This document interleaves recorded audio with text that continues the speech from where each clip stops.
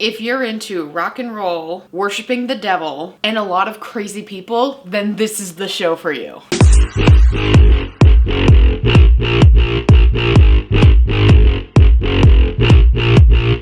Hey guys, Melinda here. I have a lot to discuss today, so I figured we would just get the ball rolling and jump right in. For those of you who haven't seen any of my movie or TV reviews, I like to review it in a way that gives no spoilers, so anybody can click onto this video, get an idea if they want to go watch it, or listen to my opinions and my thoughts, then here we are. Today I'm going to be talking about the original TV series Paradise City. So let me just tell you that this show is interesting. There's just like a lot of stuff that surrounds it. First and foremost, Paradise City is a TV show sequel to the movie American Satan. American Satan came out in 2017. About 2 years later is when they had the show ready and they were ready to release it, but they had a issue doing that. Both American Satan and Paradise City is written, directed, and produced by Ash Avildsen.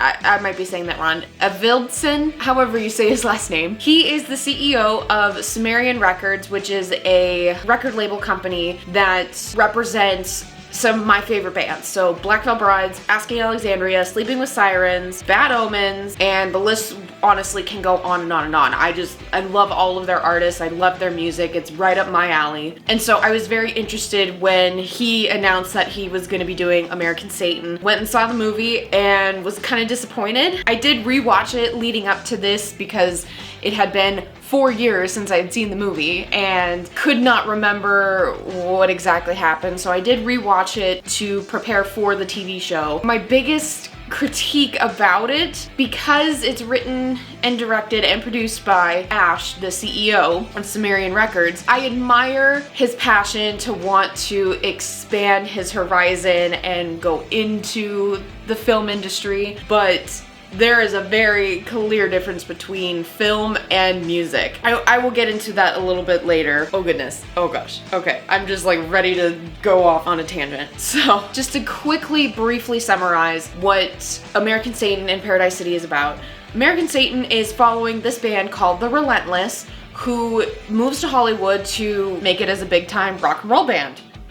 Obviously. In the movie, they come in contact with the devil and they make a deal with him. They make a deal with the devil in order to become a big, successful rock and roll band. And along the way, there's just, of course, what you think about when it comes to rock and roll bands, and that's sex, drugs, alcohol, all of that becomes a factor. That's pretty much all you need to know about the movie. Paradise City is following 2 years prior. It's following the Relentless trying to make a new record and watching the lead singer Johnny become sober and how he's trying to stick to that. And there are just like a bunch of other stories and characters involved, and I don't want to mention pretty much any of it because I don't want to spoil anything. Yeah, I know. It can be very difficult to do a TV show review based on that summary. But all you need to know is primarily focuses around the band The Relentless. In the movie, they rise to stardom and they have a lot of issues involving addiction. And then this is 2 years in the future and seeing how we got from point A to point B and how they're struggling, and yeah. Okay, I have a lot to discuss. So this show is streaming on Amazon Prime. Before I get into the specifics about the TV show, I did want to talk about two things which was very intriguing to me. Like I mentioned before, this is the TV show that I have been waiting for forever because the movie came out 4 years ago, and I want to say within a year they announced that they were going to be making the TV show. They finished it but never released it. And so I had been waiting for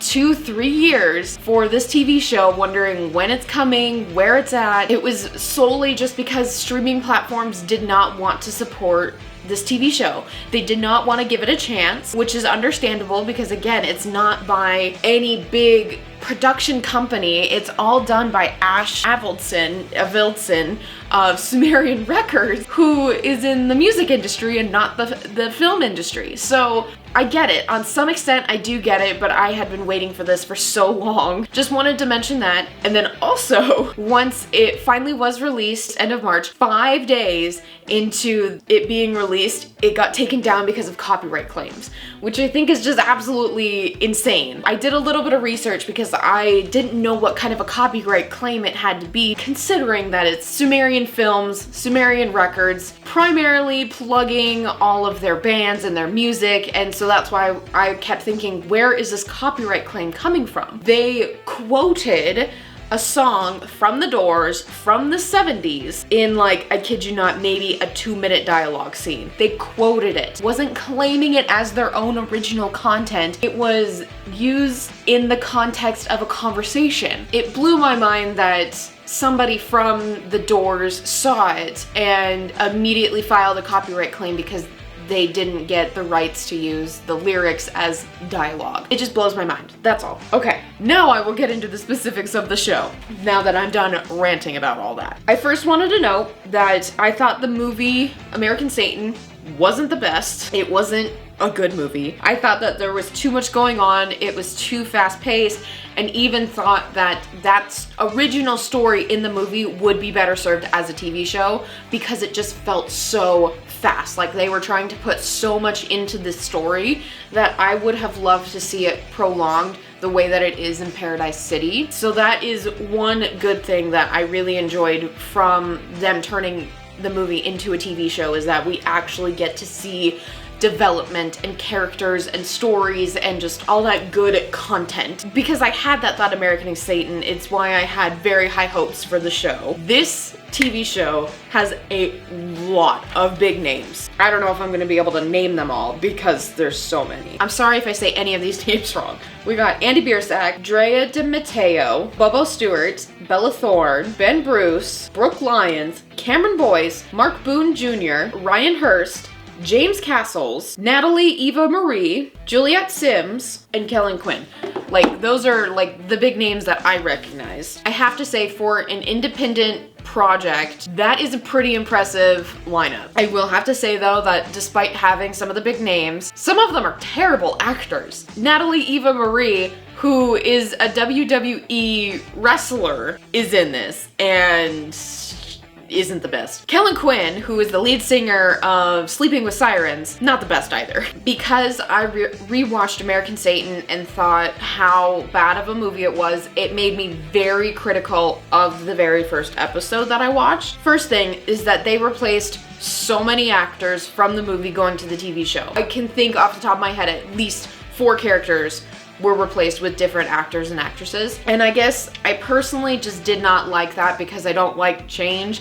I want it to be the same character all the way through. I will admit though that by the end of the series, I did grow to like the new casting that they made. There's one thing that I didn't like. Bella Thorne, who plays Lily, who is the bassist in The Relentless, she was one of the characters that was replaced from the movie, and they took moments from the movie, put it into the TV show, but photoshopped Bella Thorne into it, and I absolutely hated that. I really did. The writing in this show isn't the best, which is to be expected because it's all done by the CEO of a music label. And that kind of draws into my next point, in that because he came from the music industry, there's a lot of music present throughout the entire show. Sometimes it's overbearing and plugging his bands way too much. If you have a 5-minute scene, don't try and put as much music as possible into that 5-minute scene. Sometimes you just need an ambient background noise. You just don't need to go any more than that. And there were several instances that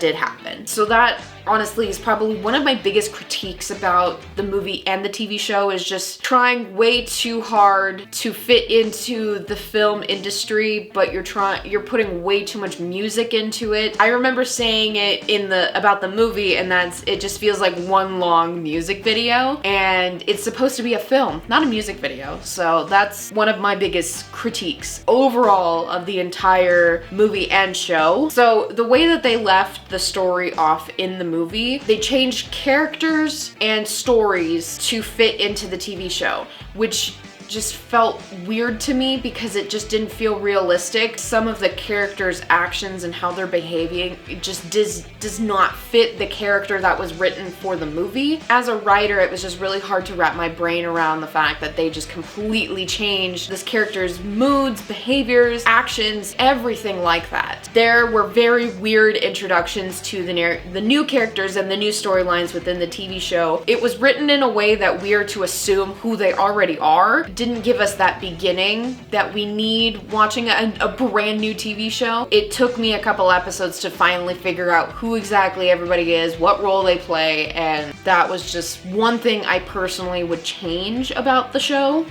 There is still a supernatural element present. So in the movie, they make a deal with the devil, like creating that metaphysical form, and the idea of supernatural occult stuff happens, and they include it within the TV show, and I really like that because it's different, and I liked what they did with that story part of it. I do have a theory of two characters, of a devil and an angel guiding all of these characters. They don't actually ever say if that is what it is, but if that is what is happening, I absolutely love it. Amazing. I hate how on the nose the dialogue can be at times, but it did occur to me when I was watching the show that it is because they are setting the show up for people who have never seen the movie. So they are specifically talking about events that happened in the movie in case you haven't seen it and you just start watching the TV show. I understand it, but in my writing classes, I learned how important it is to not